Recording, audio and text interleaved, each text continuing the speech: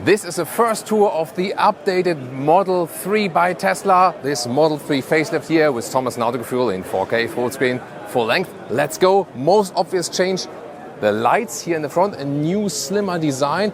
After all, it maybe started to look a little bit aged. And here, this is a new, more modern and also more aerodynamic look. But it's not only the aerodynamic look, really, they have improved aerodynamics. You can already see it here on top of the hood. And supposed to be overall 5% more efficient. Aerodynamic is the one thing for that. More to come. For example, they have also optimized the wheels in the rolling resistance and so on, and also supposed to give you more comfort.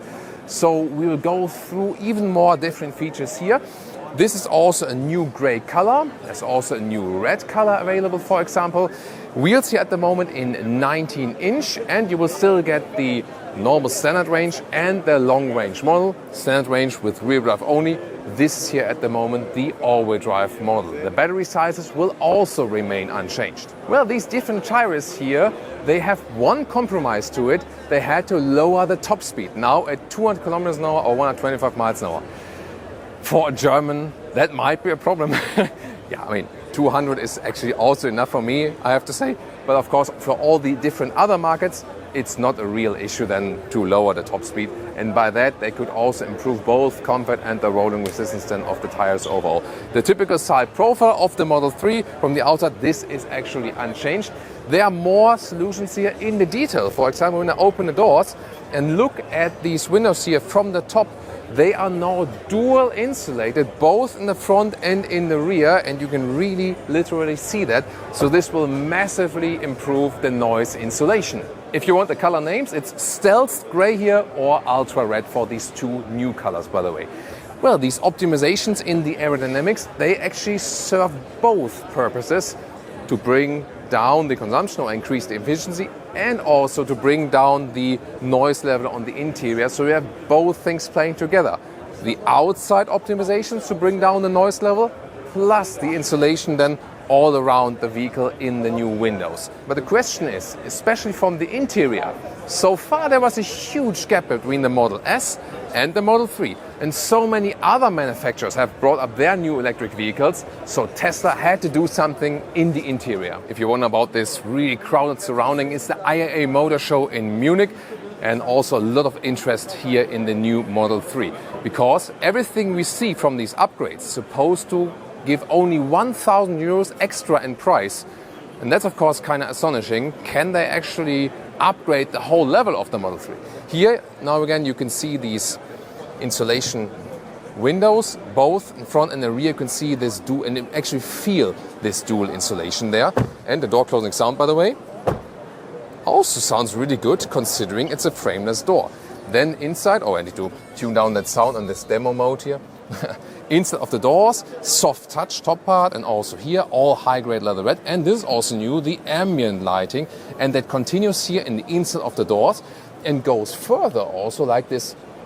Jaguar used to call it river hoop, like on boats, expensive yachts. Here all the way across the interior and to the other side, and even continues at the rear doors. If you can take a look here and go to the window, I can open that for you. Here, the ambient lighting continues at the other side, also in the rear door. So this brings more premium atmosphere to the whole interior. Then, to me, the biggest news is here, the seats at the moment. Model S, Model X, maybe reminds you. All, of course, animal-free, the whole interior, as it should be.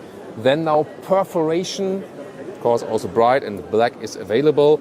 And they are way wider. And one of my main criticism aspects of the Tesla Model 3 so far was, I was really happy with the package and pricing and so on, and efficiency and range, but the seating comfort to me was always off with these seats. So the material was soft, but here now, this is a completely different experience because the seats are wider, they fit taller people also better, you have better support right here. So this brings a better seating comfort. It's a huge step for the Model 3. To me, actually, the most crucial thing about this facelift.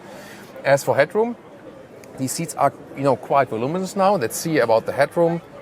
This here with 189 or 6'2", still some headroom left. Of course, overall, you see I sit relatively high in the vehicle, and the roofline is low due to aerodynamics. So as a tall person, you feel a little bit lost in a way that you can see here. This is like, almost in my line of sight. It's still okay. I can see everything in the front just from this, from this feeling. Tesla now calls it cocoon feeling, that you're kind of surrounded also by this ambient lighting and so on. And this new steering wheel is another thing. First of all, completely new design, and it feels even more gaming-alike, I feel. Also, no stalks here at all. Here, these are the turning indicators. You just press it. You also get something of a haptic feedback when you press it. So that's also good. So I really would like to know how it works while driving. We did test it with the Tesla Model S and the Tesla Model X. It has pros and cons. You clean up everything in a better way, in a way. Sometimes controlling them while you turn the steering wheel can be a problem, like in a roundabout or something. But overall, of course, a very clean solution, and I like to have some kind of feedback there. You will control the steering wheel once again from this infotainment system. We're also going to take a look at the cockpit here very soon, because there are more changes. First of all, soft touch also for the rear. We rarely find that in other vehicles in this segment. Definitely also once again the ambient lighting. Then biggest change are again the seats, also with the perforation. And this perforation has a passive cooling effect, yes. But for the front seats, you can even have an active cooling. That's, of course, very good for hot summer days. When I'm driving, when I'm sitting here as a tall person, I can also sit in the rear. I still have some legroom left here, so that works. To put my shoes under the seat, I would need to lift the front seat a little bit. And headroom-wise here, with this new seating, it also works, but comes close. So when you're really tall, you feel that the ceiling is actually quite low with the vehicle. Can't deny that. Come closer here, because there's more news. 8-inch screen now as standard for all models, here for the rear passengers. And here you can control the vents digitally like this. So there's a new comfort feature, and also where the vent strength is coming from. And of course, you'll be able to watch Autogefühl then in your Model 3 here on the rear bench. That's the most important thing. And let's see here the seat heating control. It's for the rear seats. The rear seats not cooled, but heated, and that's of course also a cool thing. This 15.5-inch screen is basically the same. However, the bezels are smaller, so you have less frame all around. That's also a good improvement. And the typical Tesla software, of course, the great thing is here, AI Motor, this responsiveness, so the hardware behind the system is great. So that's also one of the cool things. And here, heat and cool, you can switch that. You cannot do it at the same time, but this is then the heating or cooling effect for the front seats. And there's also this easy access directly. You don't have to go like deep in the menu. You can directly access here like the normal climate unit. I'm always a fan of real climate unit and real climate knobs, so that's maybe one catch. But then again, it cleans up the interior, of course, also bring the cost down. I also like this fabric layer here on top of that. Brings more luxurious feeling to the vehicle. Feels also really good. On top of that, once again, soft touch leatherette. Here also soft touch, so the premium build quality has been lifted indeed. Also reworked charging pads with microfiber inserts for 2 inductive charging at the same time. Well, the only thing is it's not cooled, so smartphones may get hot. Then you have here the middle console to be opened, more space, adaptive cup holders, and also cool is here this middle armrest. I feel they have improved the build quality also here when it snatches back. It's like almost like a magnetic snatch here. It's really interesting. So I feel they have improved the Tesla Model 3 build quality over time. They have addressed almost everything I criticized in the past. The only thing I can really find is, here, when you're really tall, you feel like you're almost sitting inside the seating. It works with the headroom, but just the feeling you get there, that might be the only critical thing for tall people. But especially here, this increased seating comfort from the seat. That is the most crucial change. To me, the most crucial update to the Model 3 so far.